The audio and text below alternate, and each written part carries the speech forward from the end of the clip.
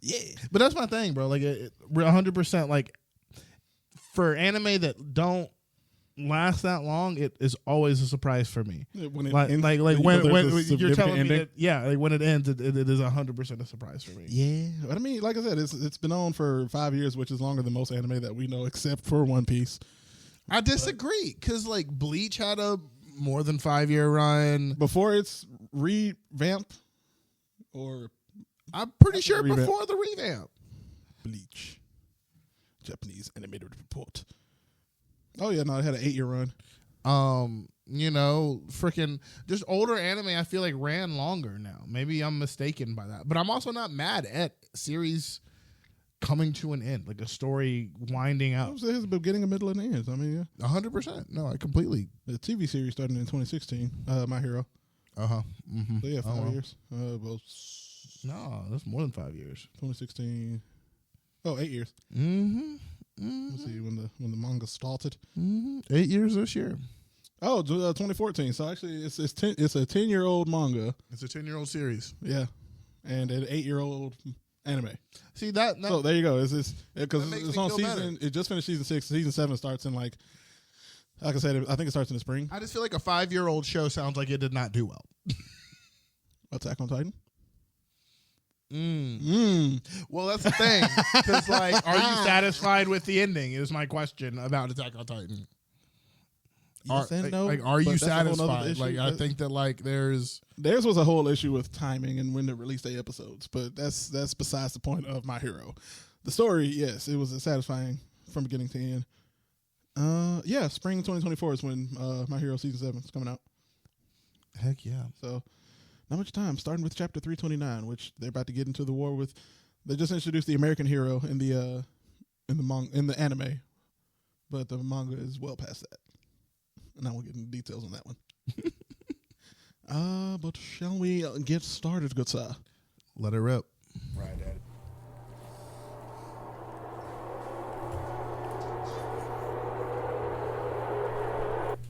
We're back. Taylor King.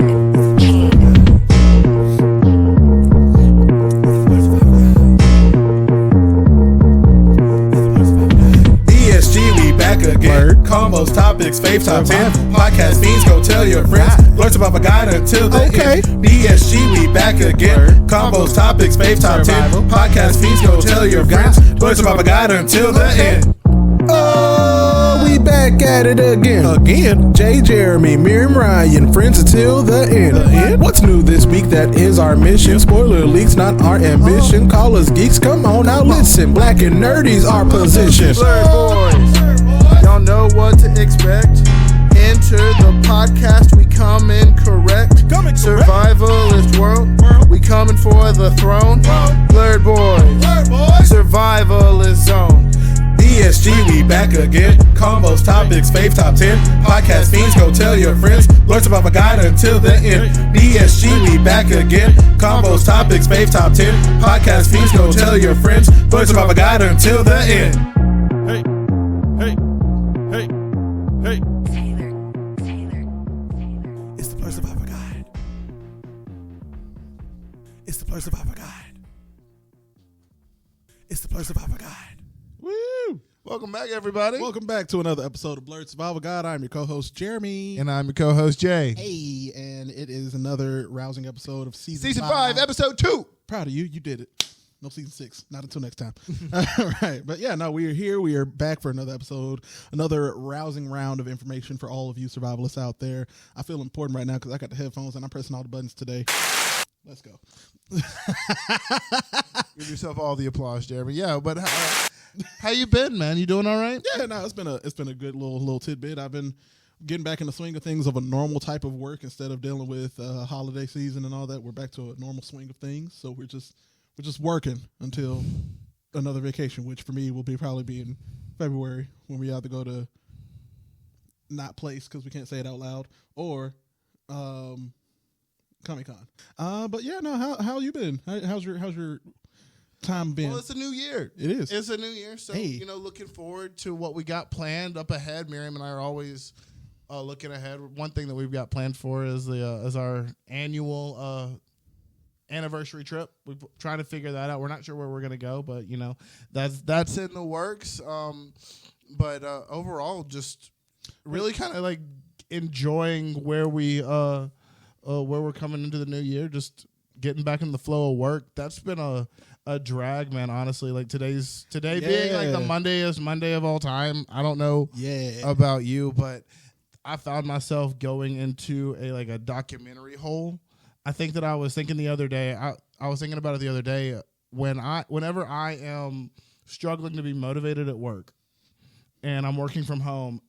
I'll put on a documentary in the background because I feel like that's like me getting knowledge, but also not having to focus as much on the pressing work that I have to do at the time. Right. No, I don't know. It's a weird coping mechanism that I've developed over the years to like contend with the fact that I am not as motivated as I feel like I should be. Hey, that's okay though, because life. We are adults. We have to. It gave me something to talk about in my weekly blurb. There you go. So I mean, I guess it worked out for the good of it all. For the good of the content. The good of the content. For the good of the content. The good of the content. But anyway, what are we talking about today? We talking about TV shows, and all the TV shows that we've seen, because you are, as survivalists, as you all know, we've missed out on a lot of things to talk about in real time. So we're going to catch up on all of that today in this short amount of time. A lot of TV has happened. A lot of TV has happened. A lot of TV has happened. We've had, and like I said in episode 1, we've had One Piece Gear 5 episode. We've had One Piece live action. We've had Love is Blind season 5. We've had Big Mouth season 7. Demon Slayer, Swordsmith Village, Loki. Yeah, y'all talk about a whole host of quality programs that we just did not get the opportunity to talk about toward the end of the year just because we were busy with life and stuff. So I guess we're gonna go through a list of a few of them, and I mean, I don't know if we should do this by the amount that we can say about each one, or if we should talk the most about the thing that we like the most, at the top of it. What do you think, Jeremy? I think we should. What was option B? save One Piece till the end. Yeah, because we'll have a lot to say about that one. Okay.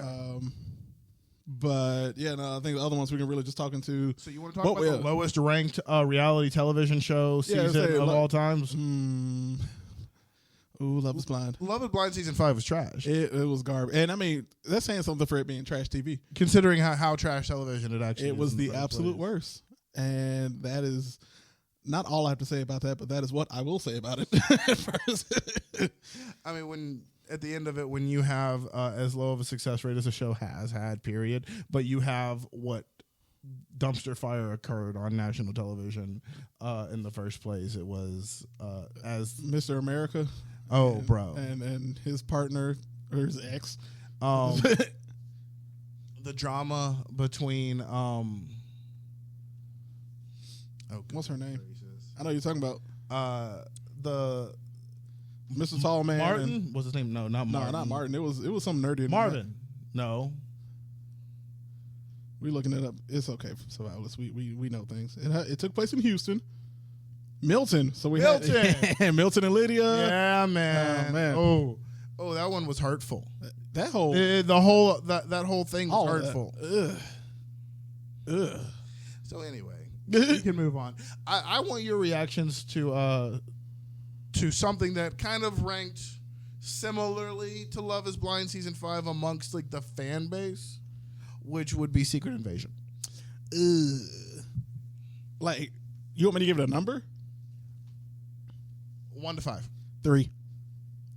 That's a nice 3. I give it a 2. Simply because it gave what it promised in the first 2 episodes, and then the last 3 episodes was just classic Marvel cliches, all the way up to the end where you got the giant CGI fight. Are you mad at the cliche, bro? I am. I am stoked. I was promised to see Khaleesi. Something different. I was promised with a Hulk arm. A grounded MCU show, and was given that.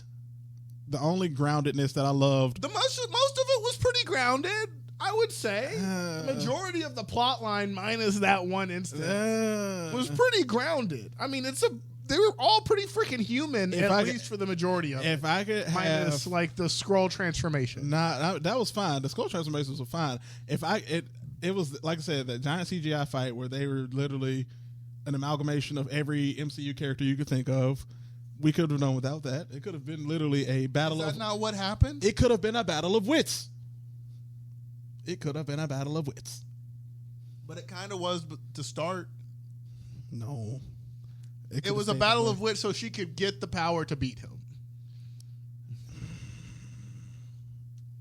What do you think about that? Stupid. What it was. But like I said, everything went downhill after the conversation between Fury and his wife. And yeah, that's my thoughts on that. That was a pretty intense conversation. It was literally the apex of that entire series. After that, everything just went downhill. I mean, that was like what, episode 4, 5, 3, maybe. It was out of a 6 season. It was later. Yeah, later part of episode 3. What you mean? All right. Well, I hope Survivalists, tell us what you think in the comments. I'm curious to know what everybody else thinks about Survivalists. Am I alone? I think it's a pretty decent and it's a decent enough spinoff or a MCU TV show. Series, but it pales in comparison. It absolutely pales in comparison to Loki, which is the only 2-season. Correct me if I'm wrong. Well, that and What If just did their besides 2 What If. Yeah. Besides What If. But now Loki is the only live action MCU series that has 2 series that is in the MCU and has multiple seasons, and for good reason. Because good lord, what a show! It was riveting from beginning to end. I got to watch it on my honeymoon. Look at you on the beach. Look at you. I saw this man, and spoilers ahead. Gripped the universe. Yeah, from the edge of the world. Oh yeah, it was lit. I'm not gonna lie, like it was fantastic. Like watching this man grapple every universe and weave it into the become the god he's meant to be. Yeah, the god of stories. Oh, and yeah, he got to. I can't. Yeah, he finally gets to sit on the throne, and he owns the multiverse now. He doesn't own just the universe. He is the holder of the multiverse. My colleague is watching it with her family at the moment, and I am so excited for her because I'm like, this is the best show. That was probably one of the best finales I've ever seen. Like him walking up the steps, grabbing the multiverses, the universes. To see him do it over and over and over and over and over and over and over and over again, to realize what he actually had to do. What he has to do. He has to be the one. And it was just no word. Like literally the last, I think, 3 to 5 minutes of that episode was just him coming to grips with having to be the glue that holds the multiverse together. And him just walking up, grabbing each branch, sitting down, has his new suit on with the horns, and when I say like my jaw was dropped that entire time, phone was down, face down, not even caring about the world. 100%. I was 3,000% into that TV screen watching Loki just do the damn thing. No double screening it today. No. We are singularly focused. Yes, it was tunnel vision watching that man just do what he does to do. Heck yeah. Heck yeah. I got another one that had a finale that I'm curious about your reaction on. Attack on Titan. Attack on Titan. You binged Attack on Titan pretty. I did, and then I was caught up with season 4, and then I got mad because I had to wait. Else. Yeah, I had to wait from January 2023 to September 2023 for a goddamn finale. It was a gorgeously animated finale now. Yeah, but I'm pretty sure we didn't have to wait 8 months. I don't know, bro. Them Wit just be Wit and Mappa. They just full of they got a lot on their plate, and it's only like 3 of them. I'm saying. I mean, then 8 months isn't that bad to get what we got. Time wise, it could have been better. They could have.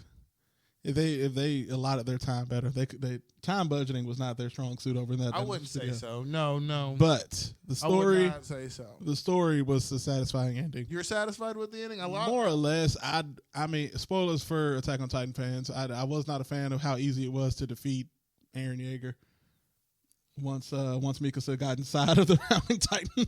I can't believe you just said it was easy to defeat him. All she did was slice his head up. He could have done anything inside that skull, and he just let it happen. I could have expected a whole nother hour. I know that he knew how all of this would end. Right. He could have at least fought to the end. He just kind of like looked up and said, "Okay." But he was the good guy. It was because he's supposed to be the good guy, and he wanted to be the good guy. So now everything had to happen apparently. Mark me down for or. Sorry, dissatisfied. Mark me down for or, sir. Neither nor. Yeah. Satisfied nor unsatisfied. I watched it. It happened. Yeah. I think I'm satisfied with it. You had like you hyper focused on it. You like how I hyper focused on One Piece is how you hyper focused on Attack on Titan. Like you bought the reading material. You got fair. everything. That's fair. You needed. That's you had fair. a better. You definitely had a better understanding of the ending than probably a lot of folks who watched it. I guess so. I guess when I think about like what had to happen and why it had to happen and what he all sacrificed for his people, I guess I get it. But that show and series all in itself is definitely, as far as a moral compass, up for grabs. Like that show, there's some wonkiness in terms of like the moral turpitude of the protagonist in that show. Like it's super funky. Is there really a protagonist? That's kind of the question. I'm not gonna lie. Is there really a protagonist in that story? Oh man, yeah. No, I feel like Attack on Titan just brings out the question of morality, or your not morality. No morality. Yeah, morality. No, I was getting morale and mortal confused. Yeah, like morality and mortality is what I was getting confused with. Shoot, I mean, mortality is also another question in the story. But that's the good. That's the, in my opinion, that's the best thing about a good story is like it has many points. It has you asking the questions that need to be asked. Exactly. So yeah, no, I get it. Exactly. Ooh, what a series. Any other ones that you want to mention before we get into the One Piece a little bit more deeply? Nah, I think we are at that point where we are at the point where we can cross spend the next good few minutes talking about One Piece. We can cross between One Piece Wano and live action. Yeah. All right, cool. Yeah. Because they came out at the same They did time, it, which is absolutely just ridiculous. Around Thanksgiving too, right? Like this is all happening around Thanksgiving. It was like around Thanksgiving. You got the Thanksgiving Day. Yeah. Day parade. Oh no. So Wano and live action came out in like mid-October. Okay. Yeah. Okay. So we had a month to like live off of that, digest it, and swallow, like, and chew on it a little bit. Yeah, and then Thanksgiving happened. That's when we got the Luffy float. All right. It's like it's definitely the year of the One Piece, and I mean we're in One Piece's 25th year this year. 2024 is One Piece's 25th year of being a property. And good Lord, we are. And this is for another episode, but we are in for a treat for the next year or two in terms of One Piece. I mean, there's no more filler. There's literally no more filler whatsoever, which is absolutely just crazy. Insane. Everything that's happening is happening. For you to absorb and critically think about, because it's important. Yeah. Right? Like, it's not like it's just a side mission. Not a throwaway. I'm wondering how often we're going to have all of them together now. Like, is it just going to be like, I mean, you know a little bit more than I do because you've read that. They are more or less together for the long haul. That's pretty crazy. Yeah, I mean, of course they're on the same island, but they're not separated in terms of we don't know where they are. They're separated in terms of, all right, you're going to go do this, and we're going to go do that, and okay, yeah. Well, that's normal. Yeah, that's kind of like Dressrosa. Kinda. Yeah. Kind of. Yeah. But they're still not. I mean, Dressrosa's a 100 episode, and you don't see them in a lineup at all. Which it'll be we'll see a lineup faster here than we did in Dressrosa. Oh, thank God. Yeah. I don't know if it's Eni's Lobby for that matter. Right. I don't know if it's Oda just kind of speeding through trying to get to the end of it, or if that's how he just unintentionally planned it. But Egghead is a lot's happened with a lot of important people, a lot of important villains. Interesting. Yeah. But let's get back to Wano and live action. Top 2 things about the finale that you want to talk about Wano? Yeah. Definitely Gear 5 versus Kaido, and then All right. yeah, that's Because like that fight was, I mean, when I think about It's what I've been- terms of the history of fights in anime, top 3 of all time. oh yeah, Of Yeah. all time. Oh yeah, Of all time. oh yeah. Like there's like fights in anime. Shit. Like I mean, I top 3, maybe top 2. It, what a doozy. I would say that, man. I mean, first of all, Luffy has already lost to this man 3 times, and I mean lost to the point that he was knocked out and or at death's door. Cold. Knocked out. It wasn't until that last time that Zunisha, yes, the big ass elephant from Zoe Island, was like, "Yo, I can hear the drums of liberation. I hadn't heard this in over 800 years." And Sun God Nika and his devil fruit and Luffy's devil fruit finally decided, all right, it's time for me to awaken. Yep. And here we go, motherfucking Sun God Nika is here. Joy Boy has returned, Joy Boy's out. and every animation enthusiast that I know, including myself, just went bonkers, bananas, boom dash crazy. Because good lord, what a exciting 5 to 6, 7 episodes of just Luffy going batshit off the walls. What's crazy. so cool about it to me is like, you know, we've had episodes where we talked about how manga and Japanese animation has influenced American animation. This is like the first time, I swear to God, I swear to you. Oh yeah, Other than like Yu-Gi-Oh, which Right, is like right. got that kind of thing going for it. right. Saw where American animation influences a big anime, Japanese Oh, yeah. program. Like it. Oh, they were like, I mean, they even said that they were inspired by Tom and Jerry, and I mean, like Jerry, it just There's literally- a scene literally where Jerry's like blowing up his his fist and turns huge, and it's like Luffy side by side with Luffy does doing the that. same thing. Yeah, like it's, whew, yeah. Now the influences that you would see in the Kaido Luffy fight, especially when he was in Gear 5, like the one scene where Luffy throws the fireball back at Kaido, and for literally a split frame, you see his eyes pop out of his head, and like it pauses for a minute, so you can see it just like a crude drawing of him. Just Everybody sees it. Yeah. Oh. it's it was like a split second version of at this moment he knew he fucked up. Right. Right. right. Yeah, straight up.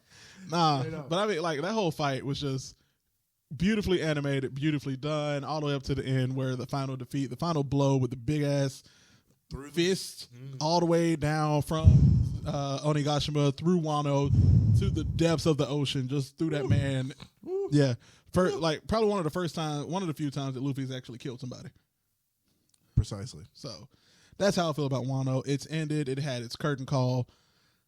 God bless America. That was that was beautiful. I mean, it hits different, man. It really does, and it's great to have that feeling again. Because I tell you, like, I haven't had that feeling since like the first time I saw Goku transform. Yeah, into Ultra Instinct. No, Or just Super Saiyan. Super Saiyan 1, like Yeah. Super Saiyan 3, even for that matter. Like I haven't had that feeling since then, and it's really great to just like go back to an anime that Oda has just fully tapped in and that's on full display for everybody to enjoy. Going crazy. But similarly, the Netflix live action has also just tapped in, and it broke the mold. It was a successful, ultimately well thought of, well liked All thanks to live action anime. Oda saying, I'm not letting y'all mess up a goddamn thing. Facts, big facts. I'm going to be here from storyboarding to the finale of season 1. And I'm grateful for Ryan because he kept the hope alive in here for me. I want to say Because no, I mean like I believe, Ryan was the original One Piece fan in the group. Oh yeah, and no, he put us on, and he had faith in it, and I, based off of all the other reasons, did not have that much faith in it to begin with. And then well, I mean, you had things like Death Note and Bleach, and Cowboy Dragon Ball Bebop. Z Evolution. We don't talk about that.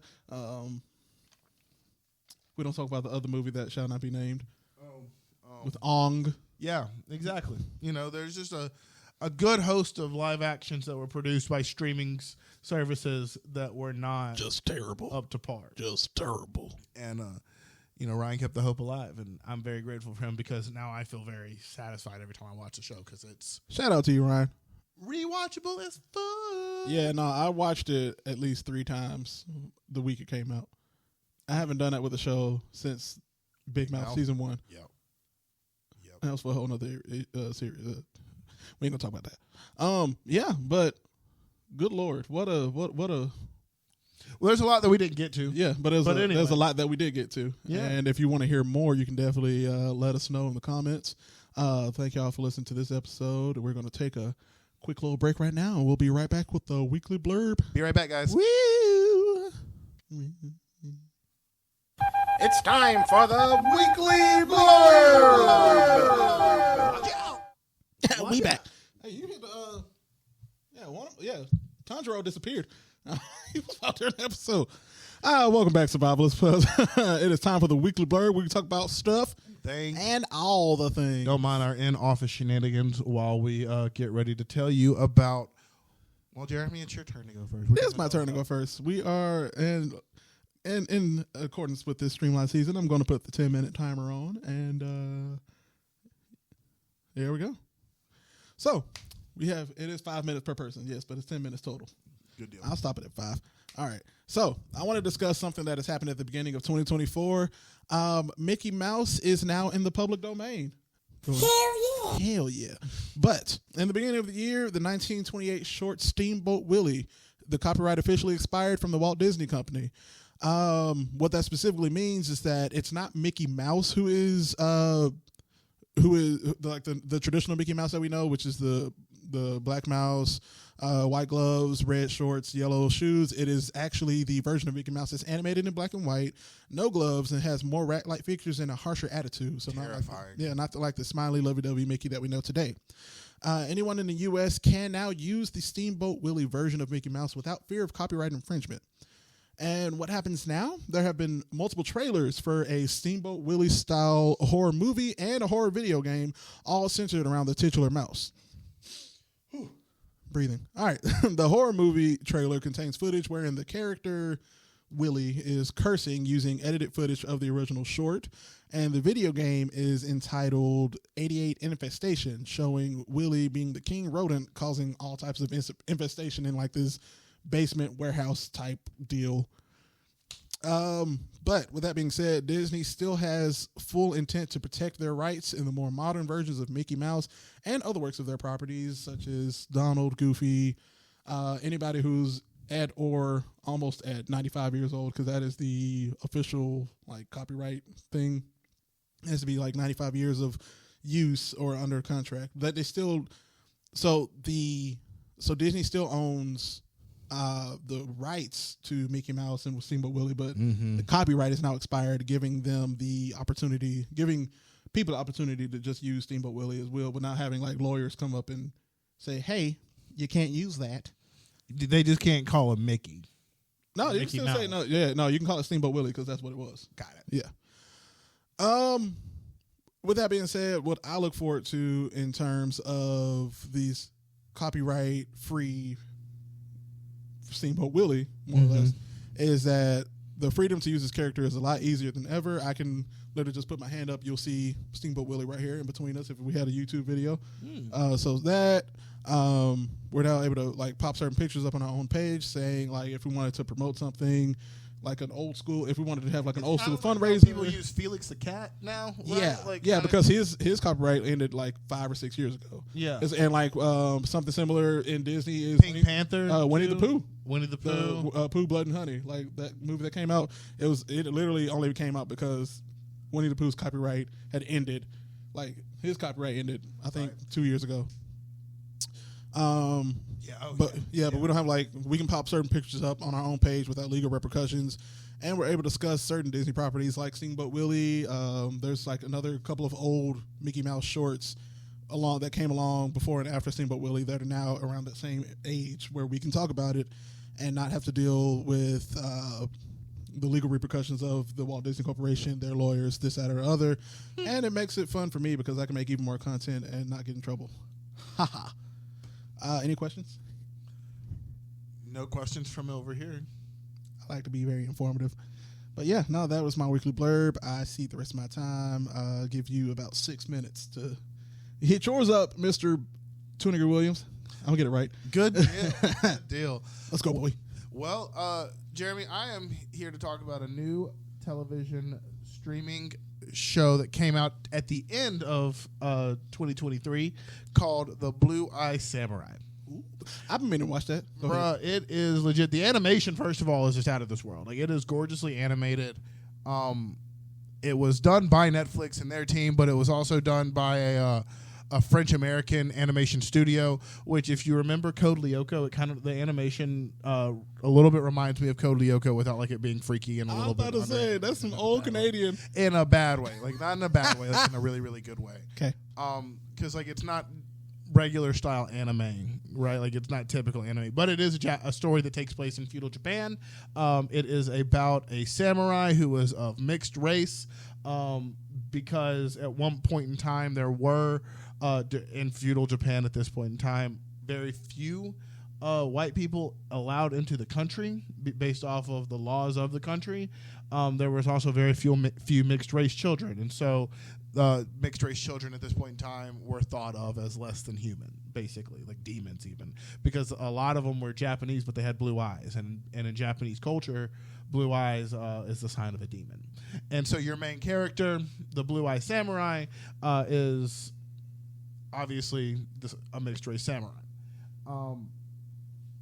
There is a lot of detail that I'm not going to go into because I don't want to spoil a lot of the story, but Thank you. just trying to give like a little bit of my reaction because I got to watch it just over the break, and it is such a really it's such a compelling story because I think it engages a lot of different biases. I think it stimulates a lot of different conversation about feminism as well as masculinity, as well as the culture of feudal Japan at the time, and like how that plays into masculinity and machismo and all these patriarchal structures. But that's like not even where the greatness of this story stops. The cast is absolutely phenomenal. It's very inclusive. The main character, Mizu, is played by Maya Erskine, which is, if you know her from, I think it's Pin 15. Pin 15, yeah. Pin 15 is her original project. Right. She has a new project coming up with Donald Glover where she's going to be... it's Mr. and Mrs. Smith. Mr. and Mrs. remake, Smith yeah. remake. It's a television series on Amazon, and it looked pretty legit. Hell yeah. She's kind of breaking the mold that she put out there from Pin 15 in a lot of ways. Like the awkward comedy. Uh-huh. Going from awkward comedy to bro, this is not it. badass That ain't samurai. it. Like, this is... Hell yeah. This is some legit ass shit. Like, real talk. One of the other main characters is played by Brenda Song. She been back at Disney Channel for a hot minute with I forgot the name of the TV show. Did she? Yeah, she is definitely and Raven Simone were like the queens of Disney Channel. Oh yeah. And yeah, I mean, she was in movies, she was in TV shows, like Wendy Wu, Homecoming Warrior. Oh, and I mean, London Tipton. previous to that, what's it? The Ultimate Christmas Present. Ultimate Christmas. That's even younger than I was thinking. Oh, you talking about the one with Lindsay Lohan? Is she not in a movie with Lindsay Lohan? No. Stuck in the Suburbs? No, yeah, No, that's what's her name? Danielle Panabaker. Yeah, Danielle Panabaker, but she was in Stuck in the Suburbs too. Yeah. Mm-hmm. Yeah, she was best friend. With the Palm Pilot? Yeah. That was a funny one. The Palm Pilot. You remember? It was like a little Blackberry. Yes, I remember. My life is on that phone. Face but Randall Park is also in it. Jimmy Woo. Yeah, dude's funny. George Takei's in it. Oh my. Yeah, man. It's got That's a stat cast. Yeah, that's the dude from Heroes. Yeah, and the dude from Heroes. It's got a stat cast. Like the voice acting is pretty perfect. I bet if you watched it in the Japanese, it would be really, really good too. But no, I mean, beginning to end, it is a compelling story. It's got a great voice acting cast. I mean, if you're really, really, really, really into great fight choreography, it's got a ton of that. It looks legit. Like, it looks super, super freaking legit. Like, What, the main character? The main character fights this bully, basically, that had been bullying them their entire life, and chops off the top of his like top knot, so like dethrones him. Yeah, but like disrespect. But after basically just like taking apart his entire dojo. I mean, that's a spoiler, but it's a very small spoiler in the grand scheme of it all. But it is some quality fighting. Heck yeah. Yeah, man. So that's I hope everybody will check it out.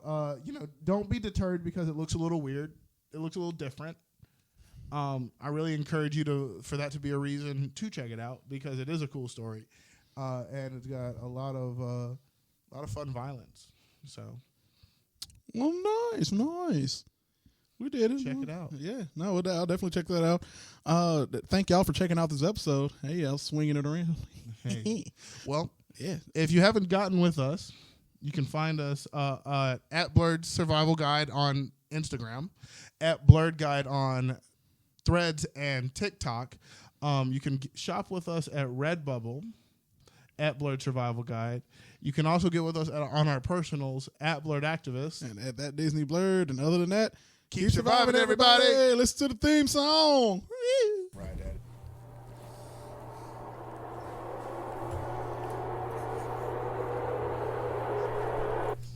We're back. Taylor King.